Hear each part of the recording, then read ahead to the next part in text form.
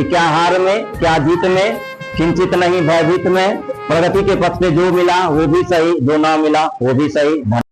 आज बाल दिवस है।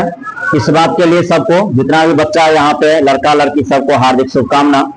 और दूसरा सौभाग्य का विषय ये भी है कि हमारे यहाँ आज ही हमारे समस्तीपुर का जिला स्थापना दिवस भी है। इससे पहले हम दरभंगा जिला के अंतर्गत आते थे। बाद में बाढ़ के परेशानी के कारण, दूरी अधिक हो जाने के कारण क्या किया गया, इसका अलग गठन कर दिया गया। राज्य सरकार को पहले प्रस्ताव भेजा गया और राज्य सरकार ने प्रस्ताव स्वीकार किया, फिर केंद्र को, और केंद्र के द्वारा जब स्वीकार किया जाता है उसके बाद ये जिला के रूप में हमारा समस्तीपुर गठन हुआ। नवंबर 1972 को समस्तीपुर जिला एक जिला के रूप में आया।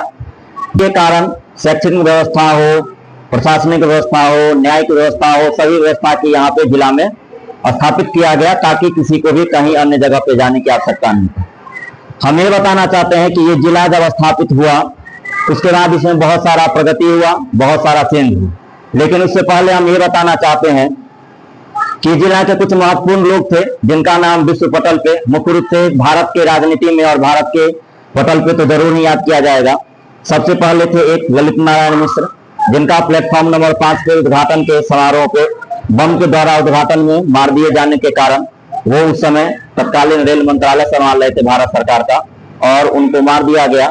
और इससे प्रभाव ये हुआ कि हमने अपने बिहार का एक प्रतिभाशाली और योग्य आने वाला प्रधानमंत्री तक हो सकते थे या राज्य के मुख्यमंत्री कुछ भी हो सकते थे, उन्होंने हमने खो दिया। एक और प्रतिभाशाली व्यक्ति यहीं से थे जिनका नाम है बलिराम भगत। वो समस्तीपुर जिला के ही थे और उन्होंने लोकसभा के अध्यक्ष के रूप में, उन्होंने समस्तीपुर के प्रतिनिधि के रूप में उन्होंने हमारे देश का, हमारे खास के मुख्य रूप से बिहार और समस्तीपुर जिला का नाम रोशन किया। धार्मिक एकता का प्रतीक हमारा मोरबा में जो खुर्दनेश्वर स्थान मंदिर है, वो इसलिए है क्योंकि एक मुस्लिम महिला भगवान शिव के प्रति इतना आसक्त हो गए, आसक्त मतलब इतना उनके प्रेम में लीन हो गई, तो उन्होंने कहा कि ये शिव की भक्त है और इनका एक मजार, यानी कि समझो उन्हीं का वहीं पे बना दिया गया। अब जब भी लोग जाता है वहां पे भोलेनाथ के पूजा के साथ साथ उसका भी पूजा किया जाता है। एक और थे हमारे महाकवि विद्यापति, जन्म भले मधुबनी में हुआ हो, लेकिन जब अंतिम समय आया, ये तो तुम उनका कहानी जानता ही सब व्यक्ति, कि उनके यहाँ साक्षात परम ब्रह्म यानी कि भोलेनाथ उनके यहाँ सेवक के रूप में काम करते थे, जिनका नाम उगना था। एक बार वो कैसे भोलेनाथ पहचाने कि ये भोलेनाथ है, तो एक बार जंगल में जा रहे थे, उनको बहुत ज्यादा प्यास लगा, उन्होंने कहा उगना को पानी लाने के लिए। वो कुछ ही दूरी पर गए और गंगा जल अपने जटा से निकाले और उनको ला के दे दिए।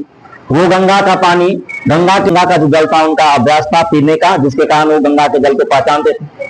वो उनसे पूछे ये तो गंगा का जल है, तुम कहाँ से लाया? तो वो बताए, वो बहुत पहले तो मना किए कि नहीं बताए, लेकिन बाद में उन्होंने कहा कि हाँ ये गंगा का जल है।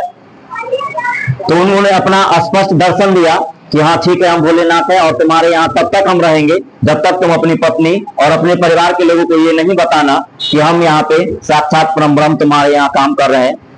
उनकी पत्नी जो थी थोड़ी चिड़चिड़ी स्वभाव की होती है, नहीं करती थी, तो उनको 10 बात जैसे होता है वो कहने शुरू करते थे। महाकवि विद्यापति जब भी ध्यान लगाते थे तो उनको ध्यान भोलेनाथ की शिवलिंग की तरफ, उनके तरफ जाता था, क्योंकि वो देख लिए कि ये तो भोलेनाथ है। लेकिन पत्नी इस बात से अनभिज्ञ थी, इसलिए वो बारंबार उनको बात करती थी। एक दिन क्या हुआ, कोई काम बोली और नहीं करने के लिए तैयार हुई, तो उनको डंडा था या झाड़ू था जिसे मारने के लिए तैयार हुई, जिसके कारण महाकवि विद्यापति को ये बर्दाश्त नहीं हुआ और वो बोल दिए किसे मार रहे हैं, उगना नहीं है भोलेनाथ है। बस उसी समय वो अंतर्ध्यान हो गए। उन्हीं के विरह में वो लगातार उगना रे तो कथा गला करके जो उन्होंने कविता लिखा, गाना लिखा है मैथिली में, उन्हीं के वियोग में लिखा। और दूसरा क्या था कि जब उनका अंतिम समय आया तो ये चले गए गंगा किनारे और बोले गंगा जी से कि इतना दिन हम आपके पास आए हैं, हमने, हमारी अगर भक्ति सच्ची होगी तब।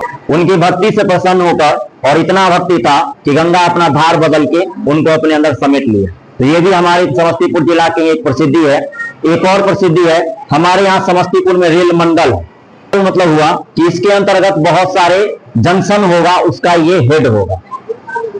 तो स्टेशन का हेड होना दूसरी बात होता है और जंक्शन का हेड होना अलग बात होता है। तो हमारे पास जो समस्तीपुर मंडल हुआ, उसको समस्तीपुर मंडल को 1969 ईस्वी में इसको मंडल का दर्जा यानी कि स्थान प्राप्त हुआ। और उसी के तहत हमारे यहाँ जितना भी दरभंगा, मधुबनी, बख्तियारपुर जंक्शन, ये सभी जंक्शन जितना है सब समस्तीपुर मंडल के अंतर्गत आता है। और एक चीज हमारे यहाँ का अतिरिक्त फेमस है, वो है हमारा कृषि विश्वविद्यालय पूसा। वो क्यों फेमस है? वो इसलिए फेमस है कि जब कृषि से जुड़ा अनुसंधान करने की आवश्यकता पड़ी तो लोगों ने ऐसा मिट्टी का बीज का नया क्या कर सकते हैं, हम उन्नत ढंग के बीज तैयार कर सकते हैं, कम खर्च में अत्यधिक लाभ वाले बीज हम तैयार कर सकते हैं। तो वो मिला हमारा समस्तीपुर का पूसा प्रखंड के जगह, जिसके जगह पे आज भी हमारा कृषि विश्वविद्यालय पूसा स्थापित है। ये सराय में वो हमारा है जिसको लाक्षागृह कहा जाता है पार्क। अभी भी वहाँ खुदाई पे बहुत सारे हमारा महाभारत कालीन और भी बहुत सारा चीज वहाँ पे मिलता है। 2-3 जगह की मिट्टी का प्रभाव ऐसा है कि यहाँ लगभग हर एक प्रकार का फसल हो सकता है। मिट्टी इतना उपजाऊ है कि इसमें हर एक प्रकार का फसल, साथ के मुख्य रूप से आपका जो ये क्षेत्र है समस्तीपुर का सरेसा का क्षेत्र, वो मुख्य रूप से तंबाकू के लिए फेमस है। तो समस्तीपुर हर एक दृष्टिकोण से आपका महत्वपूर्ण है और संख्या और क्षेत्रफल के कारण यहाँ से 2 सांसद, 1 विधान पार्षद, 10 विधायक, 20 प्रखंड है यानी कि 20 प्रखंड प्रमुख, यहाँ पे 1 नगर निगम समस्तीपुर, 4 जो है सो नगर परिषद है, 3 जो है ये हमारे समस्तीपुर का क्षेत्रफल है। ये हमारा समस्तीपुर की विशेषता है। और इस अवसर पे आप सबको हार्दिक शुभकामना।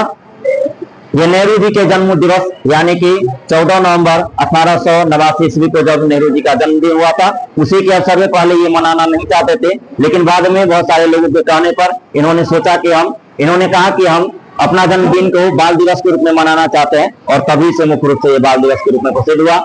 अभी और बच्चे को हम बाल दिवस के अवसर पर यही कहना चाहेंगे कि क्या हार में क्या जीत में, किंचित नहीं भयभीत में, प्रगति के पथ पे जो मिला वो भी सही, जो ना मिला वो भी सही। धन्यवाद।